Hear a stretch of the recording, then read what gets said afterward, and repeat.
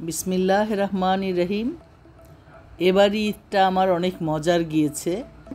আমার বৌমা রান্না করেছিল খাসির rogan josh, that means mutton rogan josh. এত মজা হয়েছিল যে আমি 4-5 বার খেয়েও মন ভরেনি। তাই ভাবলাম তোমাদের সাথে এটা শেয়ার করি। দেখো কিভাবে রান্না করেছে।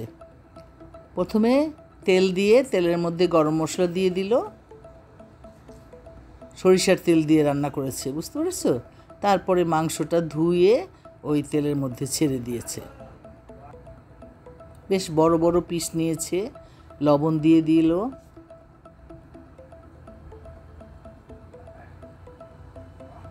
কিছুক্ষণ এটা এখন লবণটা এবং গরম মশলা তেল দিয়ে ঢেকে রেখে এখন দিয়ে দিল পেঁয়াজের বেরেস্তা। পেঁয়াজের বেরেস্তা দিয়েছে 1 কাপ।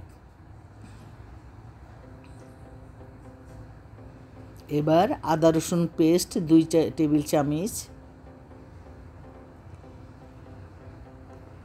তারপরে কাশ্মীরি লাল মরিচ গুঁড়া 1 টেবিল চামচ, তেজপাতা 4-5টা, এলাচ দারচিনি পরিমাণ মতো, হলুদ গুঁড়া 2 টেবিল চামচ, মরিচ 1 টেবিল চামচ, ধনে গুঁড়া 1/2 টেবিল চামচ, আর গরম মশলা গুঁড়া 1 টেবিল চামচ দিয়ে সুন্দর করে আবার এখন একটু নেড়ে নিতে হবে।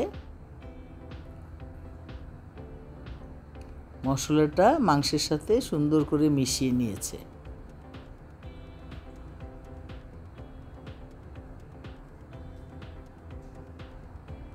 এবার টক দই ফেটিয়ে 2 কাপ টক দই দিয়ে দিয়েছে।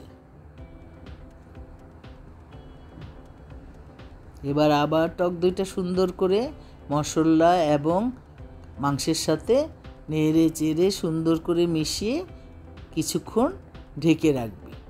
তারপরে মাঝে মাঝে একটু নাড়তে হবে, জাস্ট কষানোর জন্য। এইবার টমেটোর সস দিয়ে দিল 2 টেবিল চামচ।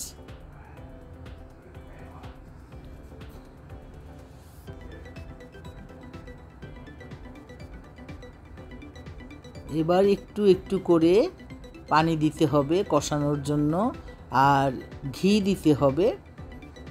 শান বিরিয়ানির মশলার সাথে একটু ঘি ও জাফরান রং মিশিয়ে তারপরে এটা দিয়ে দিয়েছে, দিয়ে আবার নেড়ে চেড়ে ঢেকে দিয়েছে।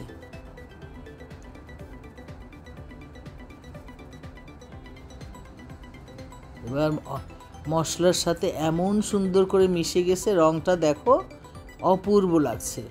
তোমার এখনই খেতে মন চাবে বন্ধুরা। আমি যে কয়বার খেয়েছি, আমি জীবনে এত খাসির মাংস খাইনি। এইবারেই আমি রোগান জোশ এত খেয়েছি, আমার পুরা ঈদটাই গেছে রোগান জোশ দিয়ে। আলহামদুলিল্লাহ। ধন্যবাদ সবাইকে। বৌমার জন্য সবাই দোয়া করো, কেমন? আল্লাহ হাফেজ।